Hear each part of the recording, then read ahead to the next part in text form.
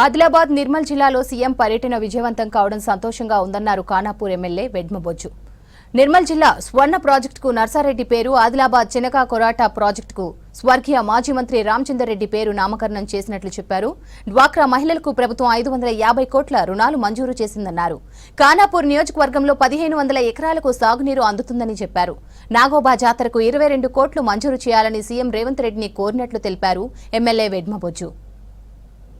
చనకా కొరాటని ప్రారంభిస్తూ కీర్తిశేషులు రామచందర్ రెడ్డి పేరుని పెట్టడం ఈరోజు అందరు కూడా హర్షం వ్యక్తం చేస్తున్నారు. దాంతోపాటు నా నియోజకవర్గంలో 13,000 ఎకరాలకు సాగునీరు అందించడానికి మరి సదర్మట్ బ్యారేజీ కూడా ఇనాగ్రేషన్ చేయడం అనేది జరిగింది.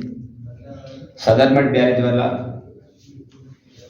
దగ్గర 18,000 ఎకరాలకు సాగునీరు అందుతుంది. అందులో 13,000 ఎకరాలు ఖానాపూర్ నియోజకవర్గానికి, మిగతా 5,000 ఎకరాలు పక్క కాన్స్టిట్యూన్సీ అనేటి కోరుట్ల కాన్స్టిట్యూన్సీకి నీరు అందుతుంది.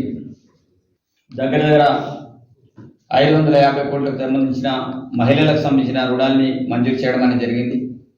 అదేవిధంగా నా నియోజకవర్గం, నిర్మల్ నియోజకవర్గం, ముదోల్ నియోజకవర్గానికి సంబంధించిన పనులన్నిటి కూడా శంకుస్థాపన చేయడం అనేది జరిగింది. నా మున్సిపల్ పరిధిలో 15 కోట్లు, నిర్మల్ మున్సిపాలిటీలో 15 కోట్లకి మరి పనుల్ని గౌరవ ముఖ్యమంత్రి గారు స్టార్ట్ చేయడం అనేది జరిగింది.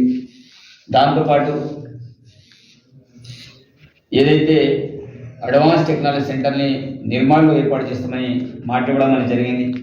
ఒకవైపు సరస్వతి కావచ్చు, దాంతోపాటు నాగువ పుణ్యక్షేత్రానికి నేను అసెంబ్లీ టైంలో 22 కోట్లకు సంబంధించిన ప్రతిపాదనలందరూ కూడా అధికారులతో రెడీ చేసుకుని నేను లెటర్ ద్వారా ఇవ్వడం అనేది జరిగింది. అదేవిధంగా నిన్న కూడా ప్రత్యేకించి సీఎం గారిని కోరిన నాగోప జాతరకు మీరు ఏదైతే మహాజాతర సమ్మక్క సార్లకు కేటాయించినట్టు నాగోప జాతర కూడా మేము 22 కోట్లకు సంబంధించిన నిధుల్ని ఇవ్వాలని ప్రతిపాదన మేము అధికారుల ద్వారా పంపించడం జరిగిందని చెప్తే నిన్న సీఎం గారు కూడా అనౌన్స్మెంట్ కూడా చేయడం అనేది జరిగింది. తప్పకుండా 22 కోట్లు ఇస్తాం.